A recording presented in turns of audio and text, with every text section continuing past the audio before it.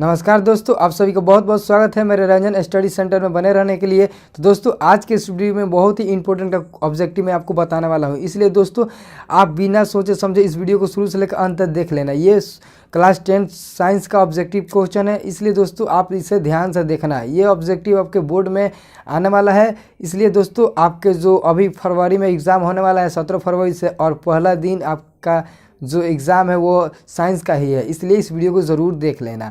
और इस चैनल पर नए हैं तो इस चैनल को सब्सक्राइब करके बेल आइकन दबा लेना, क्योंकि इस चैनल पर आपको पर डेली 2 वीडियो मिलेगा हर सब्जेक्ट का। ठीक है ना दोस्तों, तो चलिए बिना टाइम गवाए मैं आपको ऑब्जेक्टिव बता दूं।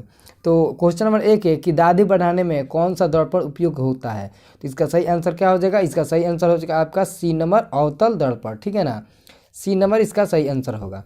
नेक्स्ट क्वेश्चन है, निर्वात में प्रकाश की चाल होती है। निर्वात में प्रकाश की चाल कितना होता है? 3 × 10⁸ मीटर पर सेकेंड। ठीक है ना, ए नंबर इसका सही आंसर होगा। ठीक है, अगला क्वेश्चन है, 2 डायोप्टर क्षमता वाले लेंस का फोकसांतर होता है। तो 2 डायोप्टर यानी कि P बराबर 2 डायोप्टर दिया है, तो P बराबर 1/f, तो वहाँ से f का मान निकाल लेंगे तो हमारा आंसर मिलेगा 50 सेमी। ठीक है ना, 50 सेमी, फोकस दूरी सेमी में हो जाएगा, डायोप्टर मीटर में होता है। ठीक है ना। नेक्स्ट क्वेश्चन है, निकट दृष्टि दोष का उपचार किस प्रकार के लेंस से किया जाता है। ये तो सबको मालूम होगा, लेकिन यहाँ पर दूसरा नाम दिया है, तो अवतल लेंस का प्रयोग किया जाता है, और अवतल लेंस का दूसरा नाम है अपसारी। ठीक है ना, इसका आंसर हो जाएगा आपका बी नंबर। ठीक है। नेक्स्ट क्वेश्चन है कि श्वेत रंग कितने रंगों के मेल से बना है।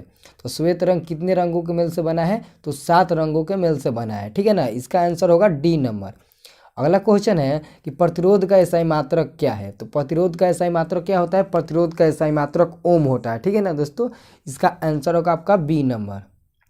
अगला क्वेश्चन है कि 1 एंगस्ट्रॉम का मान क्या होता है। तो 1 एंगस्ट्रॉम बराबर कितना होता है दोस्तों? आप याद रखिएगा, ये आपके 12th बोर्ड में भी काम आता है, और 12th बोर्ड के आपके एग्जाम में पूछ भी चुका है, इसलिए इसे जरूर याद रखना।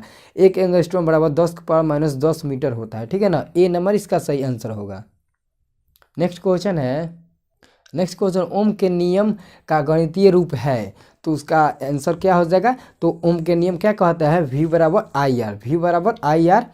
तो वहाँ से आप मान निकालिएगा, आई का मान वहाँ पर निकालिएगा, तो क्या हो जाएगा R/V, यानी कि सी नंबर इसका सही आंसर हो जाएगा। ठीक है ना, चूँकि V बराबर क्या होता है? IR होता है, तो यहाँ से आई का मान निकालेंगे तो V/R हो जाएगा। इसका आंसर हो जाएगा आपका बी नंबर। ठीक है ना, बी नंबर इसका सही आंसर होगा, V बराबर IR होता है। नेक्स्ट क्वेश्चन है, मनुष्य के शरीर का प्रतिरोध लगभग होता है। तो लगभग कह दिया, तो दोस्तों आप याद रखिएगा, अगर पूछेगा कि मनुष्य के शरीर का प्रतिरोध होता है तो आपको सही आंसर देना होगा। आपको याद रखिएगा, देखिए दोस्तों 330 से लेकर 50 के बीच में देखिएगा किसका पावर 10⁴ है। जिसका 10⁴ है वही टिक मारिएगा, चाहे वो 30,000 ओम क्यों ना हो और 40,000 भी ओम क्यों ना हो, 50,000 भी होगा तो वही टिक लगाइएगा जिसमें 10⁴ हो और 30 और 50 के बीच में हो। ठीक है ना, इसलिए इसका आंसर हो जाएगा आपका सी नंबर। नेक्स्ट क्वेश्चन है, विद्युत बल्ब का तंतु बना होता है। तो विद्युत बल्ब का तंतु किसका बना होता है? टंगस्टन का। ठीक है ना, तो इसका आंसर हो जाएगा आपका सी नंबर। अगला क्वेश्चन है, खतरे के निशान के रूप में किस रंग का प्रयोग किया जाता है। तो लाल रंग का प्रयोग किया जाता है, ये तो सबको मालूम होगा, इसका आंसर हो जाएगा बी नंबर। अगला क्वेश्चन है, जीव द्रव्यमान ऊर्जा स्रोत का उदाहरण निम्नलिखित में कौन सा नहीं है। निम्नलिखित में कौन सा नहीं है, आंसर क्या हो जाएगा इसका आंसर हो जाएगा आपका डी नंबर, कोयला। ठीक है ना, डी नंबर इसका सही आंसर होगा। अगला क्वेश्चन है, ऊर्जा का एसआई मात्रक होता है। तो ऊर्जा का एसआई मात्रक क्या होता है? यानी कि एनर्जी का एसआई मात्रक जूल होता है। ठीक है ना, याद रखिएगा, बी नंबर इसका सही आंसर हो जाएगा। ये आपके 12th बोर्ड में भी पूछ चुका है और मैट्रिक में भी ये आता है। अगला क्वेश्चन है, ग्लूकोज का रासायनिक सूत्र होता है। ये भी आपके 12th बोर्ड में पूछ चुका है।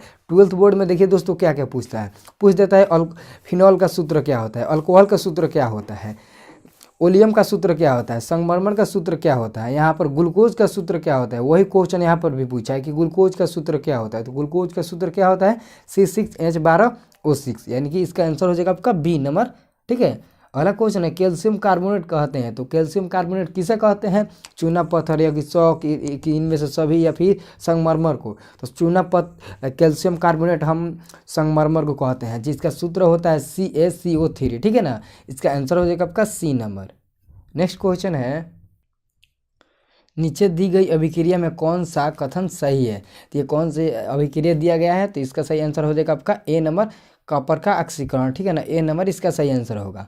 ठीक है। नेक्स्ट क्वेश्चन है, निम्नलिखित में कौन एक अम्ल है। तो दोस्तों आगे यहाँ पर निम्नलिखित में कौन एक अम्ल है, ऐसा ही पूछता है, आपके सूत्र दे देगा और पूछेगा निम्न में कौन अम्ल है। तो वही काम यहाँ पर भी किया है, मैट्रिक में भी, इंटर में यही करता है, मैट्रिक में भी यही कर दिया, क्योंकि साइंस का जो क्वेश्चन होता है ना वो मैट्रिक और इंटर का जो एक तरफ से सेम ही तरह से होता है। बहुत ऐसे क्वेश्चन होता है मैट्रिक वाला जो 12th में मिलता है, ठीक है ना दोस्तों।